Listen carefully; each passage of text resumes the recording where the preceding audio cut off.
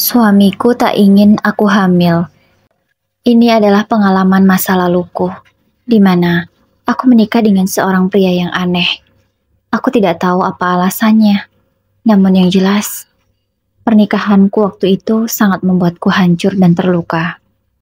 Aku adalah seorang wanita yang berasal dari keluarga broken home. Ayah dan ibuku bercerai. Sejak perceraian orang tuaku itulah, aku kehilangan sosok seorang ayah. Ketika melihat teman-temanku yang berbahagia dengan ayah mereka, aku merasa sangat iri. Aku merasa aku tak akan pernah bisa seperti mereka. Waktu pun terus berjalan. Aku sekarang sudah tumbuh remaja. Aku juga sudah duduk di bangku SMA. Di usia sekarang, aku semakin merasa membutuhkan sosok seorang ayah.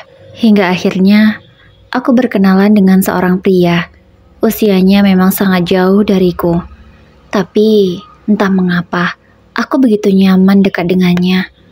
Dan aku merasa kalau sekarang merasakan kasih sayang dari sosok yang hilang dari hidupku selama ini, yaitu seorang ayah.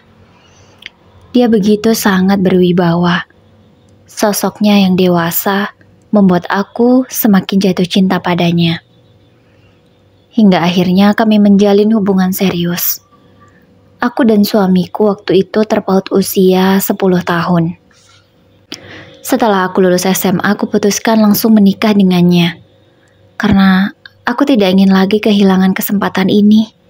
Sebab berada di dekatnya membuatku merasa berada dekat dengan ayahku. Tapi pernikahan yang aku harapkan bahagia ternyata tidak sejalan dengan kenyataannya. Baru saja aku menikah, aku sudah mengalami kekerasan dalam rumah tangga. Suamiku itu sangat berbeda sekali sifatnya. Sangat berbeda saat kami baru kenal dan dekat dulu. Setelah menikah, dia benar-benar menunjukkan sifat aslinya. Ia yang dulu lembut dan perhatian, kini berubah menjadi kasar. Belum lama, aku tinggal di rumahnya. Aku sudah mengalami kekerasan dalam rumah tangga ini. Alasannya padahal sangat sepele. Suamiku itu cemburu. Cemburu buta, cemburu tanpa beralasan yang jelas. Dia selalu marah jika aku sedang chatting dengan teman-temanku. Padahal temanku semuanya wanita, tidak ada yang pria. Namun suamiku menuduh bahwa aku sedang chattingan dengan pria. Dia selalu berkata bahwa aku ini masih muda, masih labil, bisa saja selingkuh. Itu yang selalu ia katakan. Makanya, dia sangat marah ketika aku chattingan dengan orang lain. Padahal aktivitas yang kulakukan normal, tidak ada sesuatu yang aneh atau macam-macam. Aku juga tahu posisiku, aku sekarang sudah menikah harus menjaga harga diriku dengan baik. Di awal, aku sudah ingin menyerah saja dengan pernikahan ini. Karena aku rasanya tidak sanggup jika harus mengalami kekerasan hampir setiap hari. Namun, ketika aku ingin mengadu pada ibuku tentang yang aku alami, rasanya mulut ini tak sanggup untuk berkata. Aku tidak tega melihat ibuku yang sudah rentah. Aku tidak sanggup. Hingga akhirnya aku putuskan untuk memendam semuanya sendiri. Untuk melaporkannya ke polisi pun, aku serasa tak punya nyali. Aku tak punya kekuatan sebesar itu. Aku tidak tahu, saat itu mungkin aku yang masih muda, atau bagaimana, yang jelas aku tak memiliki keberanian. Hingga akhirnya aku telat datang bulan setelah 3 bulan pernikahanku. Mengetahui hal ini, aku segera memberitahu suamiku. Aku berharap aku benar-benar hamil. Dan dengan kehamilanku, suamiku tidak akan lagi menyiksaku. Kupikir ia akan bahagia mendengar kabar ini. Tapi ternyata malah ini yang ia lakukan. Setelah aku memberi kabar bahwa aku sudah terlambat datang bulan, suamiku malah memberikan aku sebuah obat.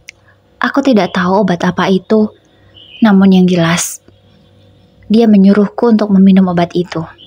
Tanpa rasa curiga, aku meminum obat itu.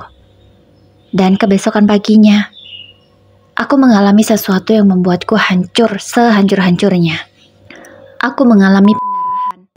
Iya, setelah aku malamnya meminum obat itu, paginya aku langsung mengalami perdarahan, seperti orang yang keguguran. Di sana aku benar-benar merasa syok dan sedih. Sepertinya aku memang benar hamil. Tapi entah mengapa suamiku malah sengaja menggugurkan janinku. Ketika aku mengadu padanya, dia malah dengan entengnya bilang, kalau itu halangan biasa, bukan keguguran. Sakit sekali rasanya, tapi suamiku menganggap kalau itu pendarahan biasa, padahal yang kurasa tidaklah sama. Darah yang keluar pun berbeda. Tapi suamiku tetap menganggap bahwa itu haid seperti biasanya. Dari situlah, aku semakin membenci suamiku. Pertengkaran demi pertengkaran pun selalu terjadi di dalam rumah tanggaku. Setelah itu pun KDRT terus berlanjut. Hingga tidak terasa, pernikahanku sudah berjalan selama 2 tahun. Dan selama itu juga, rumah tanggaku tetap sama. Bahkan suamiku tidak mengizinkanku untuk hamil. Aku sudah sering mempertanyakan padanya, sebenarnya apa tujuan dia menikahiku, kalau untuk memiliki anak pun dia tidak mau. Aku benar-benar bingung. Apakah hanya untuk menjadi istrinya dia menikahiku dan tidak ada tujuan lain? Sungguh, aku sangat kecewa dengan hal ini. Kalau air mata, sudah entah berapa ribu kali aku menangis di rumah tanggaku ini. Benar-benar sangat sakit. Tidak pernah aku merasa bahagia sekalipun. Hanya air mata, luka, sakit hati, dan kecewa yang aku rasakan. Padahal dulu aku berpikir, jika aku menikah dengan orang yang lebih dewasa daripada aku, dia bisa menyayangi dan mengerti aku, layaknya sosok seorang ayah. Tapi ternyata tidak. Semua yang aku bayangkan dan aku harapkan tidak sesuai dengan kenyataannya. Karena sudah tidak kuat dan tidak sanggup menjalani rumah tangga yang penuh dengan penderitaan ini, aku mengajukan gugatan cerai ke pengadilan. Untunglah, semua urusanku bisa berjalan dengan lancar dan cepat diputuskan perceraiannya. Karena aku sudah tidak sanggup lagi. Percuma aku bertahan hanya membuang waktu, sebab suamiku tidak bisa berubah. Iya, walaupun aku tahu apa yang ia lakukan sangatlah keterlaluan, aku pernah berharap dia bisa berubah dan tidak kasar lagi padaku. Namun sepertinya harapanku hanyalah tinggal harapan saja, karena suamiku tetaplah sama, dia tidak akan pernah bisa berubah. Namun yang masih menjadi tanda tanya besar bagiku sampai sekarang ini adalah, kenapa? Kenapa ia tega menggugurkan janinnya sendiri? Padahal ini juga anaknya. Tapi kenapa dia dengan tega melakukan hal tersebut? Aku belum tahu sampai sekarang alasannya. Padahal ia juga memiliki anak dari istri pertamanya. Iya, suamiku itu seorang duda. Dia memiliki seorang anak. Tapi entah mengapa, denganku, ia seperti tak ingin memiliki anak dariku. Entah karena memang dia tidak mau punya anak lagi, atau memang dia tidak mau punya anak dariku, aku tidak tahu. Namun yang jelas, aku sekarang sudah bercerai dengannya. Dan aku mulai menata hidupku kembali.